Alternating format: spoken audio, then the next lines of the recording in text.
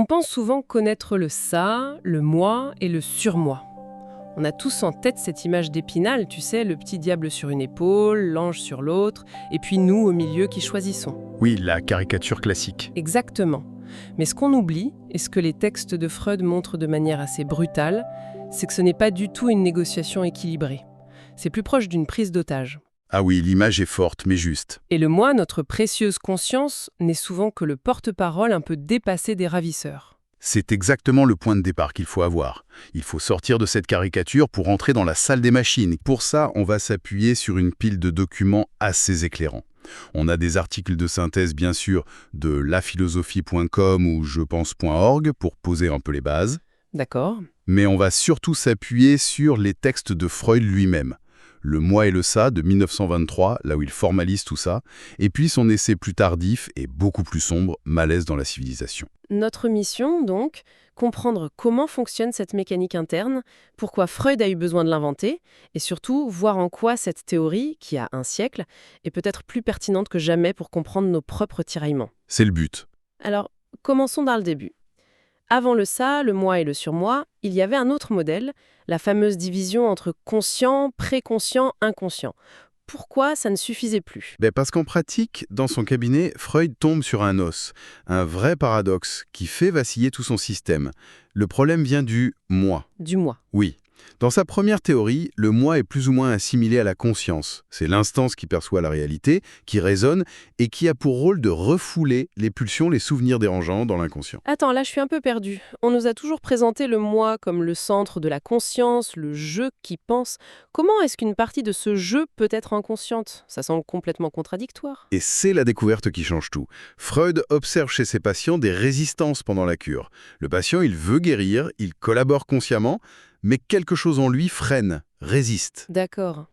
Le moi agit donc dans son dos. Freud écrit cette phrase capitale. Nous avons trouvé dans le moi lui-même quelque chose qui est inconscient aussi. D'accord, je vois.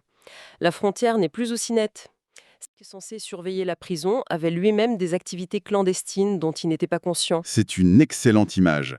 L'opposition simple entre un conscient lucide et un inconscient chaotique, ça ne tenait plus la route. Il fallait une nouvelle carte. Exactement. Une carte non plus géographique, avec des territoires bien délimités, mais une carte dynamique, qui montre les forces en présence, les alliances, les conflits.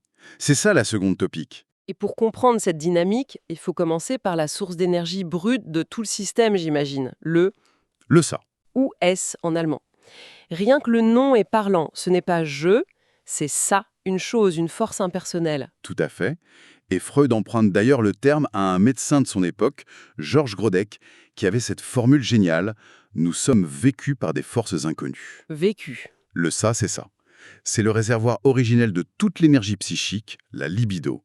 C'est la partie la plus primitive de notre être, totalement inconsciente et qui n'obéit qu'à une seule et unique loi, le principe de plaisir. La satisfaction immédiate, quoi. Immédiate, totale et inconditionnelle de toutes les pulsions. Le ça ne connaît ni le bien ni le mal, ni la logique, ni le temps. Un désir de tendresse peut cohabiter avec une pulsion de destruction sans aucun problème. C'est un pur chaos énergétique. C'est terrifiant si on y pense. Les sources parlent des instincts fondamentaux qu'on y trouve, survie, reproduction, mais aussi domination et destruction. Oui, Si on était uniquement gouverné par le ça, la société n'existerait pas. Ce serait une guerre de tous contre tous. ce serait invivable. Il doit bien y avoir un garde-fou quelque part, non? Exactement.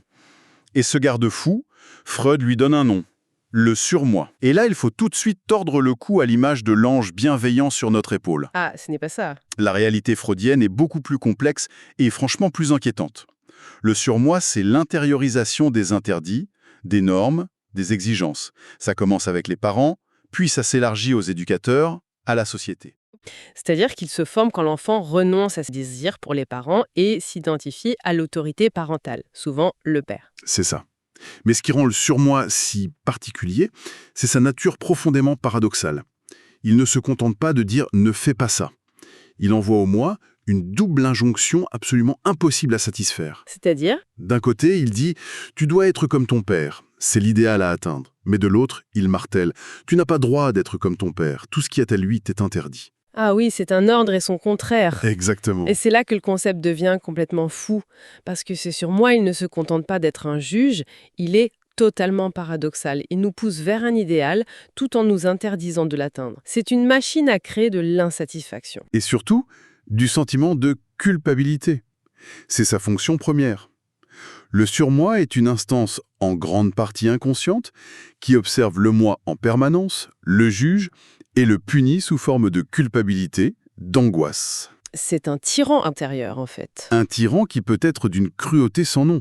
Parfois, plus on est vertueux, plus le surmoi devient exigeant et sévère. L'analogie de l'ange ne tient donc absolument pas. C'est plutôt un juge sadique et intraitable. D'accord, le tableau se précise. D'un côté, on a le ça, cet animal affamé qui hurle « je veux tout, tout de suite ». De l'autre, le surmoi, ce juge impitoyable qui murmure « tu ne vaux rien, tu es coupable rien que de désirer ». C'est ça. Et au milieu de ce champ de bataille, il y a le pauvre moi. Le pauvre moi, exactement. C'est la fameuse citation de Freud. Le moi est une pauvre créature devant servir 3 maîtres. 3. Les pulsions tyranniques du ça, les critiques acerbes du surmoi, et le 3e maître qu'on oublie souvent, le monde extérieur, la réalité avec ses contraintes. Et c'est là qu'on arrive au vrai choc de la théorie de Freud.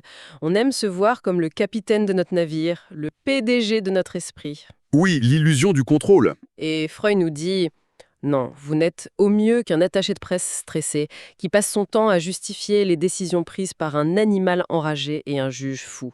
L'essentiel nous échappe. » C'est l'idée la plus révolutionnaire. Le moi n'est pas le maître dans sa propre maison.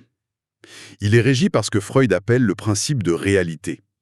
Son job, ce n'est pas de commander, mais de négocier, de trouver des compromis. Il doit essayer de satisfaire le ça, mais sans se faire taper dessus par le surmoi ou par la réalité. C'est tout à fait ça. Il doit différer, transformer, sublimer. Freud dit même que le moi n'est qu'une partie du ça modifiée par le contact avec la réalité. Il n'a pas d'énergie propre, il fonctionne avec l'énergie du ça. Si on prend un exemple concret, très moderne, le scrolling infini sur les réseaux sociaux. Mon ça veut la gratification immédiate, le petit shoot de dopamine. Encore et encore. Voilà. Mon surmoi, lui, me bombarde. Tu devrais travailler, tu es paresseuse, tu perds ton temps. Et mon moi, complètement épuisé, essaie de négocier. Allez, encore 5 minutes, juste une vidéo et après, promis, je m'y mets. C'est un exemple parfait, on est en plein dedans. Le moi est cet arbitre qui essaie d'éviter que le match ne dégénère. Et pour ça, il a des outils, les fameux mécanismes de défense. Le refoulement, la dénégation, une tension constante. Les sources parlent du yin et du yang, mais chez Freud, ça semble moins harmonieux. C'est une guerre d'usure. Absolument. Et le génie de Freud, dans Malaise dans la civilisation, c'est d'étendre ce diagnostic de l'individu à la société tout entière. Ah oui. Il pose la question, qu'est-ce que la civilisation, sinon un gigantesque processus de domestication du ça? Pour vivre ensemble, l'humanité a dû apprendre à renoncer à la satisfaction de ses pulsions. Lesquelles en particulier? Créature douce par nature. Il y a en nous une pulsion de mort, une tendance à la destruction qui est fondamentale. Et la civilisation lutterait contre ça. On aurait une sorte de surmoi collectif. C'est exactement son concept. Chaque civilisation développe son propre surmoi culturel, avec ses idéaux, ses lois. Et Freud prend l'exemple le plus célèbre de la culture judéo-chrétienne. Aime ton prochain comme toi-même. D'accord. Pour lui, ce n'est pas une évidence morale, c'est une injonction monstrueuse, profondément antinaturelle. Antinaturel, c'est un peu fort, non? De son point de vue, c'est une évidence. L'autre, l'étranger, est spontanément un concurrent, voire un ennemi. L'hostilité est instinctive. Exiger d'aimer son prochain, c'est imposer un idéal tellement élevé, tellement contraire à nos pulsions du ça, que c'est voué à l'échec. Et cet échec permanent. Il génère une immense quantité de culpabilité. Et c'est ça le malaise. Ce sentiment de ne jamais être tout à fait à sa place dans notre culture viendrait de ce sacrifice permanent. C'est le cœur de sa thèse. Le malaise vient de ce deal. Nous avons échangé une part de notre bonheur, la liberté de nos pulsions, contre une part de sécurité. Mais l'échange nous laisse sur notre faim. Voilà. La civilisation nous protège, mais elle exige en retour qu'on retourne notre propre agressivité contre nous-mêmes, via notre surmoi. C'est le prix à payer.